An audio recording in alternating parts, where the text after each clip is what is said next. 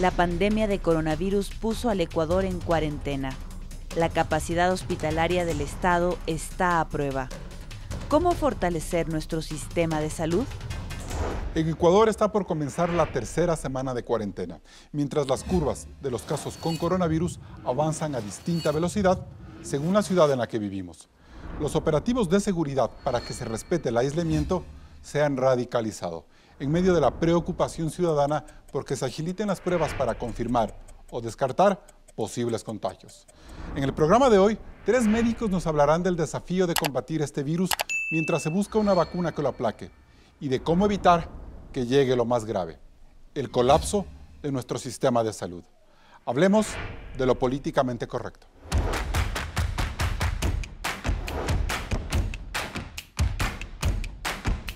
Hoy nos acompañan vía internet desde sus hogares Carmen Soria, especialista en infectología hospitalaria, médico del OMNI y del Hospital Docente de la Universidad Católica Santiago de Guayaquil.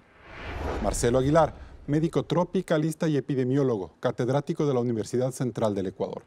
También está con nosotros Esteban Ortiz, médico especializado en salud pública, investigador de la Universidad de las Américas. Gracias por acompañarnos un nuevo domingo en Políticamente Correcto. Hoy hablaremos de la emergencia sanitaria por la pandemia de coronavirus para insistir en la necesidad de que mantengamos la cuarentena y así evitar contagios masivos y también el abarrotamiento de nuestros sistemas de salud. Empecemos entonces por lo más importante, entender cuáles son los riesgos que corremos al exponernos a un contagio. Claudia. El COVID-19 es el virus que desata un síndrome respiratorio agudo grave. No se tiene mayor evidencia clínica ni tratamiento y ha puesto a prueba a todos los científicos y sistemas de salud del mundo. ¿Pero qué es y cómo evoluciona el llamado coronavirus? Veamos. El coronavirus es un microorganismo que contiene material genético para atacar a las células vivas de los pulmones de los seres humanos y desencadenar enfermedades respiratorias como la neumonía. Este virus se esparce por el medio ambiente cuando una persona con o sin síntomas tose o estornuda. No se sabe a qué distancia puede viajar, pero sí se sabe que el virus se queda en materiales como el dinero, el acero o el plástico de 1 a 9 días. El contagio se da cuando otra persona topa el virus y luego los ojos, la nariz o la boca. Una vez que el virus está en el cuerpo, deja el material genético en una célula huésped y cobra vida. Las células contagiadas crecen exponencialmente. Después de unos 10 días hay millones de células infectadas. Buscan salir del cuerpo para seguir contagiando y por otro lado, enferman a los pulmones. El sistema inmune empieza a defenderse, mientras el paciente tiene dolor, fiebre y tos seca. El 80% de los casos son leves y el sistema inmune poco a poco toma el control y limpia los pulmones, pero pueden quedar secuelas permanentes como fibrosis. Y hay otros casos que se vuelven críticos. Todo depende de las defensas del paciente. Por ello, los adultos mayores son los más afectados porque sus órganos ya no son tan fuertes. Cuando tienen diabetes, hipertensión, cáncer, obesidad, etc., el riesgo de desarrollar neumonía es alto. La respiración falla y necesitan ventiladores y cuidados intensivos para sobrevivir. Aún no hay tratamiento, solo algunos experimentales y no todos dan resultados. Entre el 48 y el 50% de los pacientes en terapia intensiva con COVID-19 mueren. Carlos, a este virus se lo compara con el de la influenza común, pero es mucho más peligroso. Se habla de que la mortalidad es del 2 al 7%, pero no es un dato completamente certero porque la pandemia está en curso. Lo que sí es cierto es que el coronavirus es más contagioso y se propaga más rápido. Por ejemplo, una persona contagiada que sigue su vida normal, en 5 días podría contagiar a 2.5 personas. En 30 días podrán ser 406. Y cada una de esas personas lo propagarían en una similar magnitud. Si deja de salir de casa y se expone en un menos 75%, podría contagiar a unas 0,65 personas y en 30 días serán 2.5 contagiados. Por lo que tenemos dos escenarios, la propagación rápida y la lenta. En la rápida, el número de contagiados sube y todos se enferman al mismo tiempo, lo que hace que colapse el sistema de salud. Muchos pueden morir sin ser atendidos. Cuando llegue ese momento, se tomarán decisiones difíciles como en Italia, quién vive y quién no, y los números de fallecidos subirán. Otro punto grave es que los médicos y personal hospitalario también se contagian por no tener las medidas de bioseguridad y serían menos manos para salvar vidas. Carlos, empiezas el debate. Bien, gracias Claudia por ese reporte. Doctora Carmen Soria, buenos días, bienvenida. Dada la emergencia por la que atravesamos, ¿cabe decir que el coronavirus es una gripe más? Buenos días, gracias por la invitación. El coronavirus es un virus nuevo. En la actualidad la infección se la conoce como COVID-19 y la verdad es que tiene una diversidad de sintomatologías que incluso pueden resultar en neumonías graves. Una neumonía común por lo general no lleva a que una gran cantidad de personas tengan una neumonía grave. Los pacientes, incluso jóvenes, están acudiendo a las emergencias de los hospitales con disnea, con insuficiencia respiratoria, falta de aire. Esto no es lo habitual en una gripe común. Doctora, y de todas las características que usted ha mencionado, ¿cuál es la más importante o la más riesgosa que debemos tomar en cuenta frente a este virus? Bueno, la principal característica en los pacientes que estamos viendo es la fiebre. Es una fiebre muy alta, persistente, que llega a ser entre 38 y 39 grados centígrados. Y la falta de aire, en cuyo caso es necesario acudir inmediatamente a la atención médica. Muchos de los pacientes que se llegan a complicar tienen fiebre por más de 4, 5, 6, 7 días. Entonces, esta persistencia de la fiebre hay que tomarla en cuenta. Además de que aquellas personas con factores de riesgo tienen mucho mayor probabilidad de complicarse. Los factores de riesgo, supongo que los vamos a conversar un poquito con más detalle. Aquellos pacientes EPOC, los hipertensos, se ha visto gran cantidad de hipertensos complicados en los reportes chinos. Son factores a considerar y la edad mayor a 65 años. Doctor Aguilar, buenos días. ¿Por qué Ecuador tiene más contagiados en relación a países más poblados como Colombia o Perú? ¿Por qué vemos que Ecuador tiene mayor número cuando tenemos menos habitantes que esas naciones? Bueno, hay algunos factores. El Ecuador fue uno de los primeros países que recibió un caso importado y eso va a determinar que haya un mayor número de circulación de casos y hay una serie de problemas adicionales. Primero es el tiempo. Mientras más tiempo hay, mayor probabilidad de contagio cuando no han habido medidas de contención suficientes. El caso índice del Ecuador, recordaremos que la señora que llegó hizo una amplísima circulación en el país y pudo haber estado distribuyendo el virus en esas condiciones. Y luego las medidas de contención no fueron suficientes, de tal modo que el tiempo que lleva el virus en el Ecuador determina también una mayor transmisión. El hecho que haya llegado a una ciudad tan populosa como Guayaquil, con los flujos humanos tan grandes, también determina que la transmisibilidad haya sido mayor y que Guayaquil haya actuado como un foco de distribución al resto del país. O sea, no podemos excusar la propagación de este virus al simple hecho de decir que Ecuador es un país pequeño en territorio, densamente muy poblado, con ciudades juntas unas a otras, muy pobladas, y que eso hace que el virus se propague más que en países como Colombia o Perú, cuyas ciudades son más distantes. Es importante y determinante que haya empezado en Guayaquil, que el primer caso haya llegado a Guayaquil. Guayaquil es la ciudad más populosa del país, muy densamente poblada y con flujos comerciales humanos que ligan a toda la costa, a toda la sierra. Doctor, una pregunta adicional. Viendo las cifras de crecimiento de la curva, vemos que la curva es exponencial. El vicepresidente de la República insiste que estos casos son los que estuvieron fuera del periodo de cuarentena y que a partir de la cuarentena que estamos entrando ya a la tercera semana, es decir, ya han pasado casi 15 días de encierro. ¿Cree usted que va a bajar esa curva, se va a detener el nivel exponencial de contagios? El número de pruebas que el Ecuador ha hecho para dar seguimiento a los contactos de los casos y a las poblaciones expuestas ha sido muy pequeño. Entonces, no se ha podido detectar los casos conexos y los casos secundarios y terciarios a partir de los contactos. El número de casos que estamos observando hoy simplemente debe ser considerado como un trazador.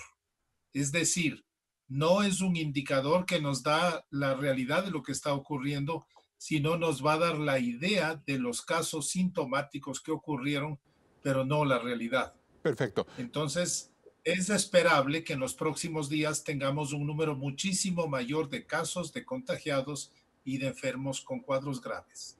Bien, es grave lo que nos dice el doctor Esteban Ortiz. Para retomar la respuesta del doctor Aguilar y también lo que nos mencionó al inicio la doctora Soria, ¿por qué en Ecuador las muertes que se registran no son precisamente de adultos mayores? Hay adultos mayores, pero no lo son todos. ¿A qué diagnóstico, por qué razón sucede esto? Bueno, muchas gracias por la pregunta. En realidad, esto sucede debido a que nuestra población, demográficamente hablando, es diferente a la población que se encuentra en Europa y en otros países de Asia.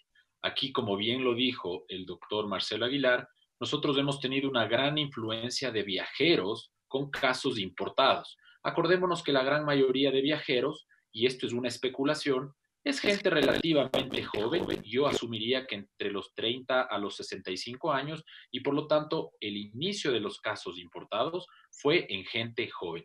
Sin embargo, hemos visto y los datos los analicé hasta el día de ayer, la mortalidad es más baja que el promedio mundial, la mortalidad cruda. Y vemos que la tendencia es muy similar a la del resto del mundo. En personas menores de 50 años, la mortalidad no supera el 1%. Y en personas mayores de 65 años va del 2.7 al 3.2 aquí en el Ecuador. Bien, ¿y es verdad, doctor, que el coronavirus puede dejar secuelas o lesiones pulmonares a futuro, incluso si es que usted se recuperó y está bien? Bueno, es un poco temprano para dar una opinión muy segura y muy certera en relación a esto. Hubo un estudio publicado en China en las autopsias de pacientes fallecidos y se vio que existía daño pulmonar, lo mismo que se corroboró con otros estudios tomográficos posteriores. ¿Puede dejar daño? Podría dejar daño y secuelas pulmonares, pero no me arriesgaría a decir que todo paciente infectado va a dejar una secuela. Esto dependería de las comorbilidades de cada uno de los pacientes. Bien, y con esas primeras reflexiones nos vamos a un corte comercial. Seguimos aquí el análisis del coronavirus en Políticamente Correcto. Es indispensable que se quede en casa para lograr que la propagación del COVID-19 sea lenta y que todos puedan recibir atención médica. Tome las medidas sanitarias para no infectarse y no infectar a otros. Regresamos con más de este debate. Ecuador, crisis sanitaria. Y a medida que los casos de coronavirus se multiplican en las distintas ciudades del país, con especial atención en Guayaquil, San Borondón y Quito, la pregunta que surge es si nuestro sistema de salud está preparado para hacer frente a un mayor nivel de contagio de personas. Claudia. Hablemos de las cifras del sector hospitalario en el país. Para el 2018, en todo el Ecuador había 634 establecimientos de salud para internar pacientes. 183 son públicos y 451 privados. Por cada centro público hay 2.5 privados. Los hospitales públicos cuentan con 14.144 camas, 9.277 del Ministerio de Salud, 3.873 del IES, 535 del Ministerio de Defensa y 459 de otras entidades. Los privados, por su parte, tienen 9.659 disponibles. Es decir, que hablamos de un contingente de 23.803 camas que llegan a la preocupante cifra de 1.4 camas por cada 1.000 habitantes, casi la mitad de lo que recomienda la Organización Mundial de la Salud.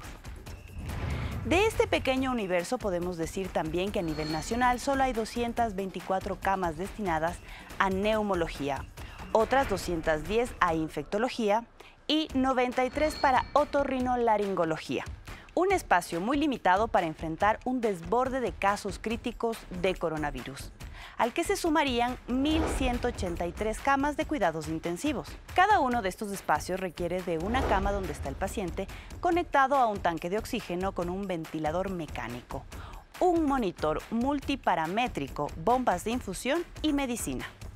Los cálculos más austeros advierten que cada día un paciente en terapia intensiva le cuesta al Estado unos $1.000. Carlos. Y dado el anuncio del presidente Moreno de que se va a importar más respiradores, todo parece indicar que los 2.003 existentes hasta 2017 no serían los suficientes. Así es, Carlos, y frente al riesgo de que la crisis sanitaria empeore, el régimen asegura contar, de momento, con 9.805 camas para esta enfermedad y tener operativas 259 unidades de cuidados intensivos, por lo que cabe preguntarse, Carlos, si toda esta infraestructura es suficiente. Bien, doctor Ortiz, con estas cifras que hemos visto, ¿qué tan frágil se muestra nuestro sistema de salud? Definitivamente nosotros hemos alzado la voz desde hace semanas atrás, inclusive meses atrás, sobre la necesidad de repotenciar el sistema de salud antes de que estemos saturados. Entiendo yo, y hemos participado de forma voluntaria, ad hoc, ad honorem, en las comisiones del COE provincial y nacional, y entiendo que se están agilitando los pedidos para tratar de repotenciar los hospitales de la forma más rápida. Sin embargo, en este punto, pues hay que recalcar que un sistema sanitario debilitado, con un sistema de vigilancia epidemiológica debilitado, que no simplemente viene desde este gobierno, sino desde igualmente años y décadas atrás, nos complica desde la salud pública poder hacer el seguimiento a los casos desde la comunidad. Y claro, cuando ya llegan a los hospitales, yo creo que, y esto hay que ser sumamente claros, ningún sistema de salud a nivel mundial ha estado listo para contener esta pandemia. Ahora, algunos países... Sí, doctor, 9.805 camas parecen ser suficientes para atender el coronavirus, tomando en cuenta de que todas las cifras que nos presenta diariamente el gobierno muestra que es una porción muy pequeña de esos miles de contagiados que tenemos ahora que están en los hospitales. Sí, en realidad nosotros sabemos que del gran número de contagiados, solo un 20% requerirá atención hospitalaria. Y de este 20%, pues nosotros esperaríamos que solo tal vez un 40% requiera terapia intensiva. Por lo tanto, el número de camas parecería ser que es normal. Sin embargo, para el número de pacientes que se podrían esperar si es que no hacemos nada, pues el número de camas nunca va a ser suficiente. Ojo, que las medidas de aislamiento voluntario todavía no pueden evaluarse hasta dentro de tal vez una semana y un poco más. Yo creo que las medidas de aislamiento, entre más estrictas son, van a permitir precisamente que este sistema de salud no se sature. Esperamos que los pacientes, y hablando muy coloquialmente, lleguen a los hospitales a través de una gotera, más no a través de un balde de agua, porque si no, no habrá sistema de salud que avance ni aquí ni en ninguna parte del mundo. Y por eso es que el bloqueo es global. Bien. Ok, doctora Carmen Soria, volvamos un poco a la realidad de Guayaquil. El ministro de Salud dijo a los asambleístas, el viceministro de Salud, perdón, Ernesto Carrasco, reconoció que las unidades de cuidados intensivos en el puerto principal están al tope de su capacidad. ¿Qué es lo que debe hacer el Estado y el gobierno para evitar que suceda? Bueno, es cierto que en Guayaquil ya nos quedan pocos ventiladores, tanto en los hospitales públicos y privados. Como decía, muy pocos casos están teniendo diagnóstico en estos momentos. Y muchos otros pacientes que ustedes pueden ver en las emergencias de los hospitales están llenos. Una de las cosas que considero se debería hacer es potenciar ahora la parte primaria de atención, tener la posibilidad de llamar a los pacientes infectados, porque están muchos de ellos llamando al 171 y realmente casi siempre está ocupado. Entonces, debería haber algún mecanismo por el cual puedan llamar o acceder y de esa manera poder priorizar a aquellos pacientes que potencialmente se van a agravar. Pero usted, y que estos obviamente acudan oportunamente a los hospitales. Pero usted siente que esta idea de telemedicina está o no está funcionando. ¿Cuál es su percepción? El gobierno dice que se están atendiendo a través de las llamadas y de esta nueva aplicación, pero ¿cómo ve usted ese protocolo? La función de la telemedicina se le está aplicando ya en varios países. España tiene muy buenos resultados, tienen una encuesta para llamar a los pacientes sintomáticos y hacerles preguntas puntuales para saber cuáles son los que se pueden complicar, cuáles son los que requieren una atención médica hospitalaria y los otros que pueden ser tratados sintomáticamente desde la casa. En la actualidad, el comentario de muchos de los pacientes es que si ellos llaman al teléfono habilitado por el Ministerio de Salud Pública, no están teniendo respuestas. Está ocupado, obviamente comprendo la situación, pero lo de la telemedicina se debe implementar de una mejor forma.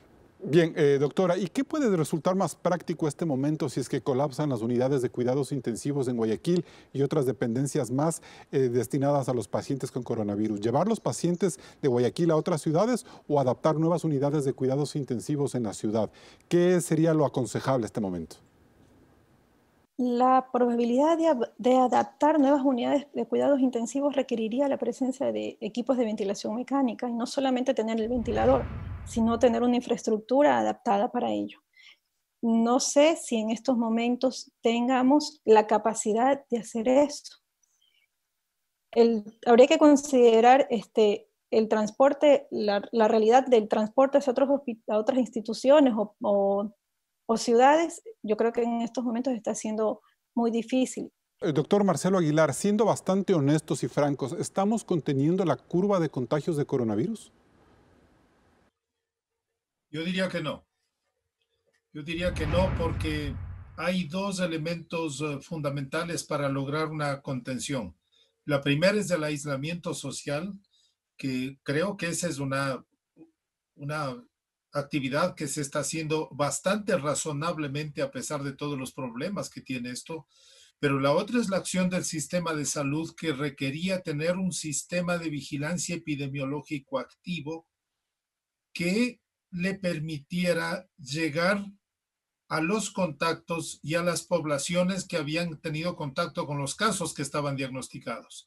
Para esto necesitamos un número importante de trabajadores de campo, de epidemiólogos de campo, que estén haciendo seguimiento, que estén haciendo vigilancia en las zonas en donde hubo circulación de casos, que se apliquen un número importante de pruebas. Entonces, lo que estamos diagnosticando hoy es un pequeño número de sintomáticos, pero no estamos diagnosticando el número de personas contagiadas. Vea, ese doctor, es el segundo elemento fundamental que ha mostrado ser exitoso en las experiencias de Corea, por ejemplo. ya, doctor, ¿y usted cree que haya un momento en el que el sistema privado de salud tenga que entrar a operar irremediablemente frente a la crisis? La red pública se complementa con la red privada de tal modo que debe estar articulado en muchas situaciones. Ya está articulado y sabemos que ya en diversas áreas las unidades de terapia intensiva, las camas de cuidados intensivos del sistema privado están ofreciendo su contingente, que además son un número importante de ellos. Bien. Bueno, yo quisiera acotar en Guayaquil brevemente, doctora, que las emergencias de los hospitales privados están llenas, incluso las terapias intensivas, de manera que esto está generando una escasez de ventiladores. Hay pacientes que requieren utilizar ventilador y en algunos casos ya no hay disponibilidad. Bien, nos vamos a un siguiente corte comercial. Seguimos en Políticamente Correcto. Recuerde que este programa se retransmite en Radio Suceso 101.7 FM Quito. Hay un reprise a las 20 horas.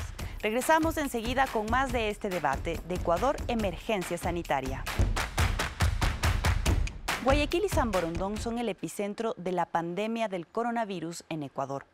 Ambos cantones concentran más de la mitad de los contagiados confirmados de todo el país, por lo que el gobierno decidió declarar a la provincia del Guayas zona especial de seguridad, donde policía y fuerzas armadas realizan tareas conjuntas para lograr que la cuarentena y el toque de queda se respeten con mayor rigor.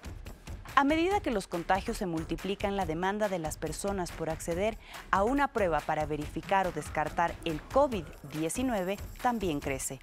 Los laboratorios privados están sobrepasados con la demanda. La mayoría de estos exámenes se hacen en Quito. El gobierno señala que la consulta vía telemedicina es la mejor opción para evitar que los pacientes lleguen hasta los hospitales públicos en demanda de atención. Pero las quejas de quienes aseguran que las llamadas al 171 no solucionan esa falta de un diagnóstico más ágil e incluso ha sido noticia el drama de muchas familias que reportan fallecidos en sus domicilios, sin que exista una premura por parte de las autoridades para retirar los cuerpos. Hay que mirar con interés cómo avanza la enfermedad en Pichincha, donde la curva de contagios también creció esta semana. Carlos, continúas con el debate. Gracias. Doctor Aguilar, ¿usted cree que dado este encierro obligatorio que estamos haciendo, que la cuarentena ya está caminando, adicionalmente a eso, es urgente que el gobierno masifique las pruebas de contagio de coronavirus? Es la segunda línea de trabajo efectiva que se ha mostrado valiosa en las experiencias especialmente de Corea.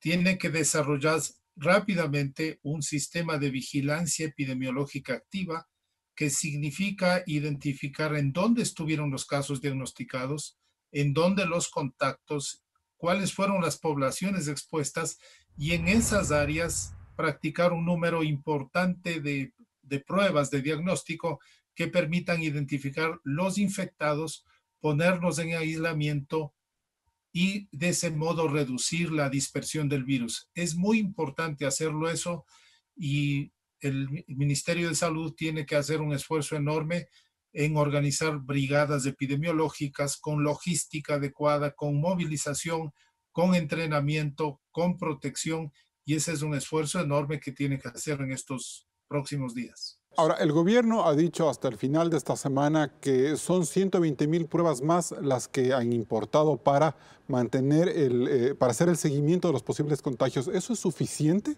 Así como se ve la cifra. Está bien, suficiente tener un sistema de vigilancia que incluye personal entrenado, con protección suficiente, trabajando en campo, con logística, que eso va más allá que tener las pruebas y además aumentar la capacidad del laboratorio para procesar un número suficiente de pruebas de forma oportuna. Bien. No interesa tener 8 días después del resultado, interesa tener inmediatamente, porque de ese modo podremos saber dónde están los contagiados, dónde están los casos y completar los cercos epidemiológicos de forma efectiva. Ese es un punto en el que hay que trabajar de forma muy rápida para poder tener efectividad. Gracias, doctor. Esteban Ortiz, me gustaría que complemente la idea del doctor Aguilar. Es decir, son lentos los protocolos, hay pocas pruebas y eso es lo que está incidiendo en un posible subregistro de casos. ¿Cuántos cree usted que en realidad se puedan dar? Del universo que logran confirmar en el gobierno, ¿cuántos más podría haber? ¿Es el triple, el doble? ¿Cómo entender eso? Bueno, según las estimaciones de países como Corea del Sur o China, se sabe que el 85% de casos no son diagnosticados todavía. Esto lo sabemos por experiencias anteriores. Por lo tanto, sí, hay que masificar las pruebas. Entendemos que la importación de los primers, de los cebadores, es lo que nos tiene complicados. He tenido algunas reuniones con gente del Ministerio de Salud y algunas personas del INSPI y entiendo que existen en el país más o menos 3,000, 4,000 a 5,000 pruebas de cualquiera de los dos procesadores de información, en este caso las plataformas de 2 empresas farmacéuticas. Creo que es importante masificar estas pruebas, que el diagnóstico se desconcentre, que los laboratorios privados que tienen la capacidad se sumen, que las universidades públicas o privadas que tienen termocicladores se sumen al diagnóstico y al servicio, y que obviamente en este punto las pruebas rápidas de detección de anticuerpos, manejándolas con muchísimo tino y con un protocolo muy claro, pueden ser útiles para desconcentrar en ciertos casos muy puntuales el diagnóstico molecular. Enfermos con anticuerpos podrían beneficiarse de pruebas rápidas y gente con menos sintomatología tal vez comprobarlo con las pruebas moleculares. Esto hablo hasta ganar tiempo y que las pruebas moleculares se masifiquen. Okay. Y mientras eso sucede y frente a la fragilidad del sistema de salud, ¿qué más tiene que hacer el ciudadano aparte de mantenerse en cuarentena para evitar que la crisis se propague, doctor? Yo creo que lo más importante en este punto, lo que nos encantaría a nosotros como salubristas, es identificar a gente enferma. ¿Cómo lo podemos hacer? Si es que usted conoce a alguien que tiene síntomas o que tiene signos de la enfermedad, llame al 171, trate de buscar la forma de que el sistema conozca que usted potencialmente esté enfermo, para de esta forma alzar las alarmas para que la vigilancia epidemiológica vaya a su hogar. Desde el otro punto de vista, pues la ciudadanía y la corresponsabilidad es brutal. Tenemos que tomar pruebas de higiene, pruebas, tenemos que hacer tratamientos nosotros desde el punto de vista médico, solamente lo que nos recomienda el médico, no confiar en información de redes sociales sobre posibles tratamientos, tampoco en métodos diagnósticos que no están comprobados, dejar el empirismo de lado y confiar en la información científica oficial y de los médicos que ofrecen este tipo de información a la población. Doctora Soria, pero usted insiste en que el 171 tiene demasiadas limitaciones. Estamos viendo aquí que los dos doctores nos piden que es necesario que se masifique el diagnóstico de los casos, que se traigan más pruebas y que funcione mejor la telemedicina. ¿Esa puede ser una medida urgente? ¿Exigirle al gobierno que el 171 se amplíe su red, su base de datos, su capacidad de respuesta? Una de las sugerencias que le hago al gobierno es que sigan trabajando con el 171, necesitan ampliar la cobertura, tal vez trabajar, como decían, con universidades para poder atender a mayor número de personas, pero además deben tener un cuestionario estandarizado y en base a ese cuestionario se debe trabajar, porque si no serían todas apreciaciones personales de cada persona, de cada médico que esté ahí, que no siempre son personas experimentadas, ni tampoco han recorrido un camino en el tratamiento de las enfermedades, de manera que debería haber un cuestionario estandarizado que pueda usar cualquier médico en atención primaria en salud para poder determinar qué paciente requiere ir al hospital y qué paciente puede ser atendido. Doctora, un tema que me gustaría que usted me responda, que a mí me deja mucha preocupación. ¿Por qué tantas autoridades del Guayas, los alcaldes en especial, se han contagiado? ¿O es que no vieron no le dieron la importancia que tenía esta pandemia? ¿O sus actividades hacen que esto se contagie? ¿O gente que es tan estratégica está tan expuesta? ¿Qué podemos decir del resto? ¿Cómo evaluar eso? Bueno, yo creo que se subestimó lo que iba a ocurrir. Todavía estaban solicitando reuniones presenciales por parte de los COEs, entonces era muy difícil evitar el contagio. Creo que ya todos hemos visto las fotos de ciertas personas reuniéndose con todo el equipo de protección personal, cuando lo que podríamos hacer es trabajo guiado por internet, ¿no? Incluso los médicos, muchos de los cuales trabajo, no lo tomaron tan en serio, pensando que esto se trataba de una gripe común y atendieron muchos pacientes con COVID sin las medidas de precaución. Doctora, yo creo que no esperaban lo que estaba. Doctora, ¿esta es la peor pandemia que azota a Guayaquil en muchos años? Si la sumamos a la del dengue también. Bueno, la epidemia del dengue saturó los hospitales, pero en la actualidad esta pandemia no tiene, esta infección viral no tiene tratamiento, conocemos muy poco sobre ello, los estudios recién están circulando y está saturando los sistemas, de manera que yo sí creo que es una tal vez de las más difíciles que ha tenido que enfrentar el guayaquileño. Bien, nos vamos a un siguiente corte comercial. Seguimos en Políticamente Correcto. Se habla de posibles tratamientos para combatir el COVID-19, pero todos son experimentales. Por eso no compre dichas medicinas y no se automedique. El mal uso de antibióticos genera resistencia y complicaría su estado de salud. Luego del corte regresamos con más de este debate. Ecuador, la emergencia sanitaria. Seguimos en Políticamente Correcto. Doctor Esteban Ortiz, para poder hacer frente a una pandemia como esta, ¿qué equipo de protección deben tener nuestros médicos y el resto del personal hospitalario? Hemos visto muchos casos, hemos oído mucha gente que dice que tiene que comprar sus propias mascarillas para poder hacer frente a las atenciones al público. ¿Qué tan grave es esto, doctor?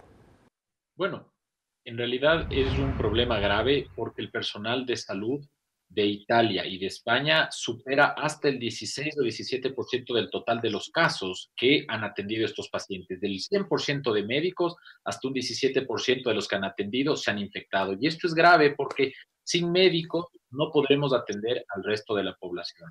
Desde ese punto de vista, pues yo creo que el sistema sanitario del Ecuador no ha estado listo, como ningún otro país del mundo, en tener la cantidad necesaria de equipo de protección.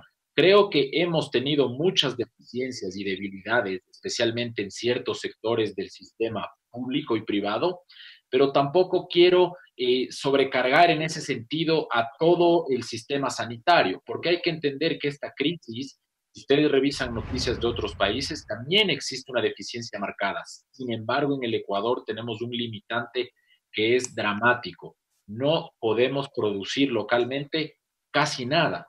Por lo tanto, el importar estos equipos de protección personal va a tomar mucho más tiempo y desprotege al Ahora, personal de salud. doctor, Yo hago el llamado pues, a la sí, autoridad a que proteja, ¿no? ahora, doctor, es importante tomar en cuenta una cosa. A mí me parece que si en A los enero salta médicos. la pandemia, la epidemia a nivel desde China, y hemos tenido prácticamente 2 meses para que esta llegue al Ecuador. ¿Nosotros como gobierno desatendimos las alertas de la OMS de China o era totalmente previsible que esto suceda en tan solo 2 meses de contagio? Yo creo que en este punto es importante recalcar que se han hecho las críticas necesarias al sistema de salud. Yo creo que tuvimos los simulacros, inclusive con el primer paciente asiático que llegó al Ecuador, tuvimos que haber tomado medidas necesarias de control. Yo entendería que parte de esta demora en la toma de medidas de prevención, pues responden seguramente a algunos de los cambios administrativos que se dieron en el Ujú. Ministerio de Salud en estos días, pero definitivamente no se tomaron no se tomaron en cuenta las recomendaciones. Yo las vengo haciendo desde hace 2 meses, pero yo soy un simple ciudadano Así es. en redes sociales. Entiendo que ahora han metido el acelerador en estos procesos de compra, pero definitivamente el sistema público no estuvo preparado para Bien. Acotación. esta pandemia. Quisiera hacer una acotación con respecto a eso. Doctora, díganos. ¿Cómo está la dotación de los implementos para los médicos? Esa es una razón por la cual hay más contagios en los trabajadores de la salud. Yo creo que es de todo un poco. Ya sabemos que hay escasez del material médico, pero en muchos casos, incluso donde se les ha dotado de material médico, hace falta la educación.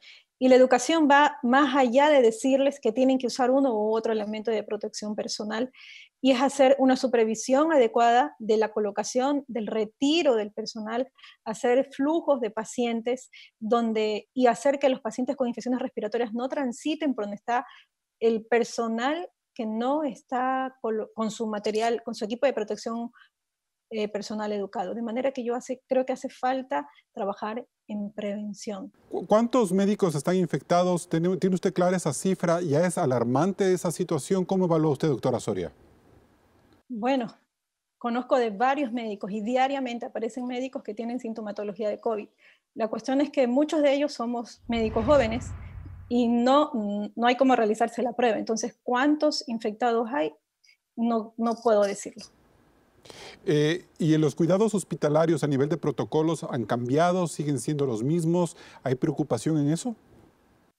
El control de infecciones para este tipo de virus es el mismo que se ha mantenido siempre. El uso de la mascarilla, de los batas, los guantes, cómo colocar, cómo retirar, la ruta de pacientes debe haber sido siempre implementado. Yo creo que en la actualidad no tenemos claros esos protocolos y necesitamos que la gente que hace prevención, que realmente hace prevención, esté al frente de estos lineamientos, porque además se dan, y como circula mucha información por redes sociales, se las toman como ciertas o son mal interpretadas, y obviamente esto lleva a un mal uso de los elementos de protección personal. Bien, gracias, doctora. Doctor Marcelo Aguilar, ¿en qué fase de la pandemia nos encontramos como Ecuador en este momento? En este momento estamos en lo que se denomina una fase 3. Significa que el virus está circulando en las comunidades, que hay personas que están contagiadas del virus y están transmitiendo a otras personas. Ya hay una transmisión sostenida, amplia, especialmente en la ciudad de Guayaquil, que es el foco fundamental.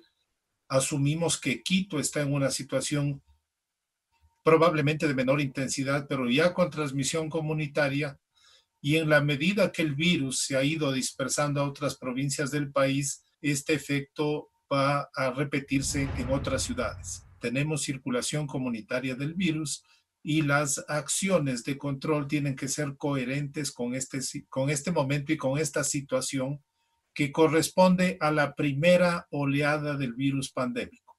Luego tendremos segundas y terceras oleadas. ¿Hay riesgos de entrar en una fase 4 que es más dramática? Yo creo que las medidas de control que se han tomado en términos de restricción social deben tener un efecto de reducción en la transmisión.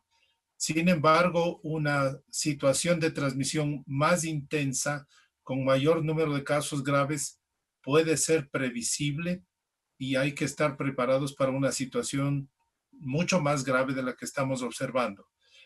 Tenemos ya información que el sistema de salud de Guayaquil está en su límite y en breve podría ser superado por un número de casos muchísimo mayor. Doctor, la OMS ha señalado que Estados Unidos puede ser el tercer epicentro de la pandemia luego de China y Europa. ¿Podríamos también señalar que el cuarto epicentro podría ser Latinoamérica? Yo creo que Estados Unidos tiene una circulación muy intensa y una situación de negligencia por parte del presidente Trump.